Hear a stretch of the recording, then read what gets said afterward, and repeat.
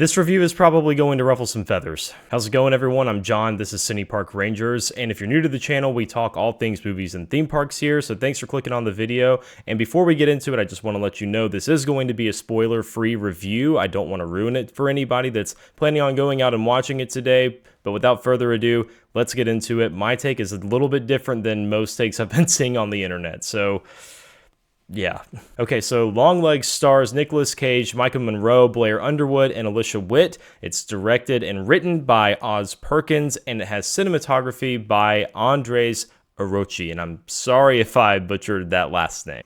So let's start with the positive, which is most certainly the acting and the cinematography in this film.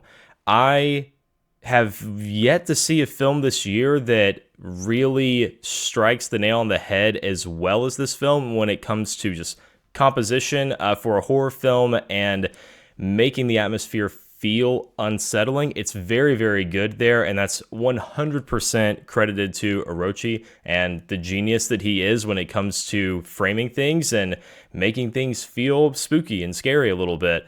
And then all the actors really brought their A game. There's not a single performance in this movie that I felt was lacking. Cage is Nick Cage. He's fantastic. I've loved him since I was a kid in National Treasure and Ghost Rider, and seeing him as an adult and other things more recently like Mandy and Color Out of Space, especially for a genre film like this one, he really, really nails it here. And yeah, and Monroe really, like, she carries this film on her back. The actors really, really do carry it. So that's really, though, where the positive ends for me, which is shocking. And I'm really sad to say that.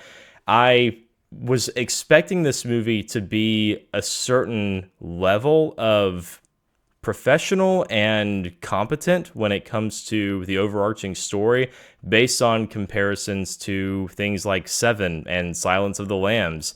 And even hearing a lot of reviewers whisper this movie in the same breath as movies like Hereditary that are more recent.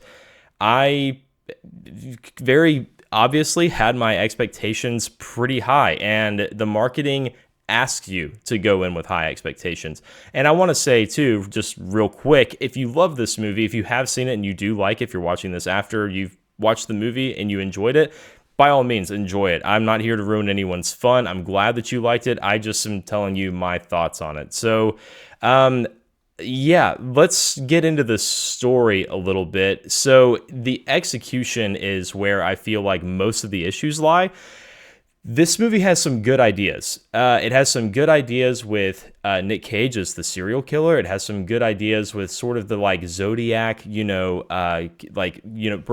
the code and trying to figure things out, and Monroe's character going through all those things. The first scene really sets the tone, or I thought it was going to set the tone for the rest of the movie, and it sort of does. If you've seen it, or if you're going, you'll know what I'm talking about. It's not as smart as a movie like Seven or even Silence of the Lambs when it comes to really fleshing that out. It wants to be, and it tries to be, kind of, but it just doesn't fully commit. So with that, you're sort of thinking, okay, well, if it's not going to be, a crime caper where we're just, it's akin to Seven, right? That's a thriller where you're all the way locked in, beginning to end. You got to know what happens. It just doesn't quite hit that same high that Seven did for me. And I want to say also, I actually watched Seven and Silence of the Lambs before this movie this week to prep for it, because those are the ones that Perkins said that he drew a lot of inspiration from. So, yeah, I have those pretty fresh in my mind. The end of this movie is where it really lost me. The last 15 minutes, and again, no spoilers, but there were just some choices made, some things that happened that felt tropey and lazy, and it made me sad because I just expected more from this movie. I wish that it would have leaned further into some stuff, into some scary stuff. I wish that it would have been a little more visceral with visuals. There's only one scene in this movie, and you'll know what I'm talking about, that actually is very visceral and violent, where, it's sort of setting you up. It's a serial killer. Like, I kind of expected the whole thing to have crime scenes that they were going to go to, like the ones in Seven, like the ones in Silence of the Lambs, where you're immediately met with, ugh, like just dread, because you're understanding there is a killer on the loose that's really, it's bad. Like it's a bad situation, and you get like tinges of that here. It's not that it's completely void of it. I don't want to, I don't want to lead you astray there either. It does have some of those elements. However, it didn't lean into it enough for me. Where maybe Longlegs leans into it at like 60%, those movies are going like 80, 90, 100% into it. Just like full on, this is what it is. It's grotesque. This guy is a maniac. All those sorts of things, right?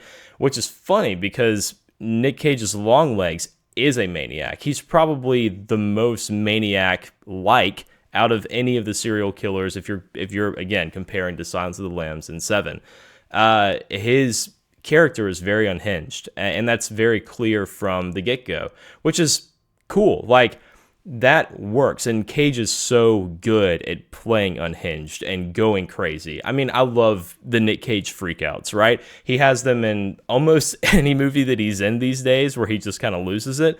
And if you're after that, you're gonna get a little bit of that in this movie, which is awesome. I love to see it. I love to see Nick Cage doing well. That said, though, that's where it sort of ends, and at times it can almost pull you out of it. It almost feels comical, which is sad, because if the direction had been that he backed off maybe 5-10% of that, and let the mystery of his character linger a touch longer, or just given us more time with him in general, I feel like the dread that his character is supposed to evoke would have come through a lot more.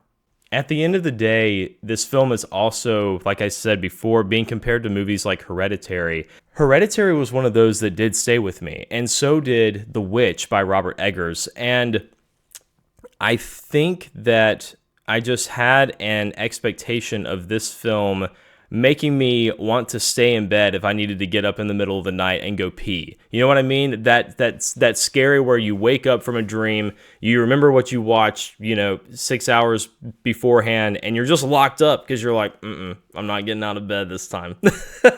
But it just didn't do that. And Hereditary is a far more dreadful film. I mean, it's not even close, at least to me. That's going to be probably a little bit nuanced, and depending on who's watching it and what their expectations are and what scares you personally, obviously that's going to be a large factor. But there is something towards the end, and again, I'm going to avoid spoilers. I'm sorry that I keep harking on that. I just want to make sure that you guys know I'm not going to give anything away, because I hate stuff like that. So I will be happy to do a spoiler review if this video for some reason does super well and you guys want me to do one. I'll be happy to get into it. There are elements to this movie, choices that it makes, and it does not lean hard enough into them for me. It does not go full crazy with it, which I wish it would have. I wish it would have just, if it's going to commit, I wish it would have just committed and gone really wild and really visceral with it, so that it did stay with me. Like I said, it really lost me in the last 15 minutes. And at the end of the day, this movie just isn't as smart as it thinks it is. Where Robert Eggers really did well with sort of the scary, satanic thing, is he has a good understanding of Christian theology. And I'm not saying that you need to be a theologian to make a movie that's scary, even just concerning things about the Christian faith. I feel like, the Conjuring films have been hit or miss over the years, but there are definitely some hits in there. And it's not that they, are some like super crazy deep study on theological issues or anything like that, but they at least have a baseline understanding that does give you the creep factor or the ick or whatever you want to call it. Eggers understood that on a profound level, and from the beginning of The Witch to the end of it, he paints a story that is, again, dread-filled. And by the end of it, it makes you feel like you need to go take a shower. At least that's what it did to me. This movie just wasn't that smart. It thinks it's that smart, but it's not. It sort of feels like a student thesis film in execution, just with extremely competent actors and a really, really solid cinematographer. That's just where it landed for me. If you do go out to go see it today or this weekend, I hope you enjoy it. I hope that you at least have more fun with it than I did. Perhaps if you go in with slightly lower expectations than the marketing would have you go in with, then you may enjoy it more. It may be, you might give it a higher rating than me.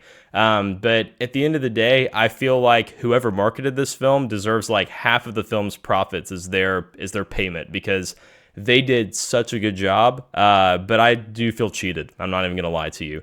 But if you've seen Longlegs, you'll have to let me know what you think about it in the comments. I would appreciate it. Let's talk about it. Let's have some discourse.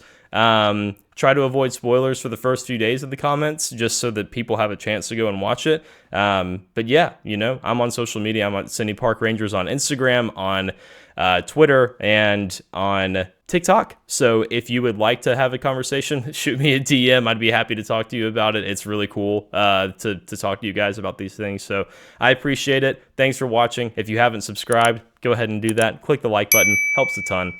Peace.